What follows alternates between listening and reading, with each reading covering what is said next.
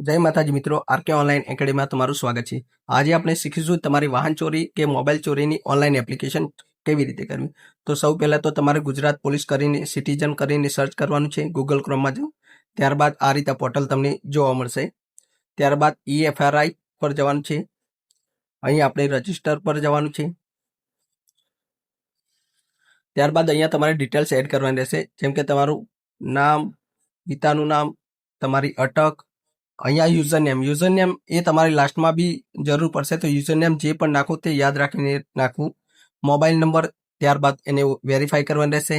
Password, તમારું મેલ address અને security question, જેમાં તમારું નિકનેમ નાખી અને આન્સરમાં પણ નિકનેમ જે પણ હોય એ તમારું એડ કરી દેવું।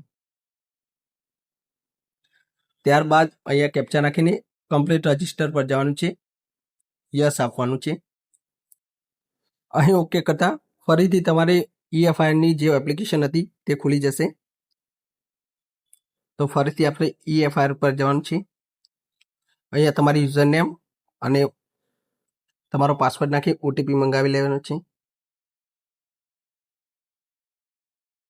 ત્યારબાદ તમારો જે પણ OTP હોય તે વેરીફાઈ કરી લેવાનો રહેશે।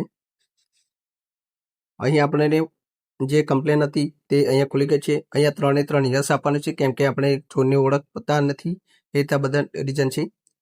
ત્યારબાદ અહીં ફરીથી તમારું નામ, પપ્પાનું નામ, અટક, તમારી નેશનાલિટી, તમારું જેન્ડર મીન્સ કે મેલ ફિમેલ, તમારી જન્મ તારીખ, રિલિજિયન, એ જ રીતે તમારું અહીંયા એડ્રેસ ડિટેલ રહેશે, જેમ કે તાલુકો, વાસ, જિલ્લો, તમારો એરિયા પિનકોડ, જે બી રહેતો હોય, લેન્ડમાર્ક, ટોટલી ડિટેલ્સ અહીંયા તમારે સ્ટેપ ટુ સ્ટેપ ફિલઅપ કરવાની રહેશે।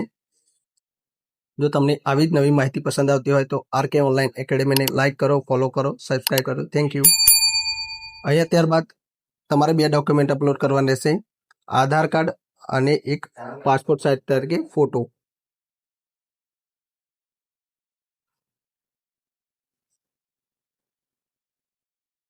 અહીંયા રજિસ્ટ્રેશન કમ્પ્લીટ થાય છે। ત્યારબાદ આપણી એપ્લિકેશન ફરીથી ખુલી જાય છે।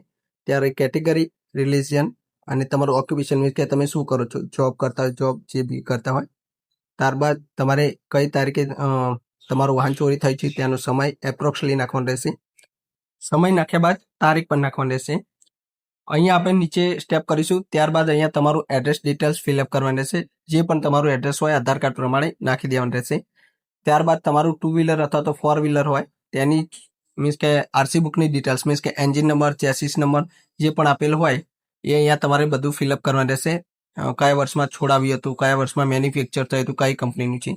જે આ ફોર્મ દેખાય છે તે પ્રિવ્યૂ કરીને તમારે ડાઉનલોડ કરવાનું રહેશે, કેમ કે લાસ્ટમાં તમારે અપલોડ કરવાનું રહેશે। ઠીક છે, તો આ ફોર્મ ડાઉનલોડ કરી લેવાનું। અહીં તમારે draft application, RC book, ID proof અને જે ઇન્સ્યોરન્સની કોપી તે અપલોડ કરવાની રહેશે। ત્યારબાદ સબમિટ કરવાનું રહેશે, તો તમને જે તમારો એપ્લિકેશન નંબર છે, FIR નંબર તે મળી રહેશે।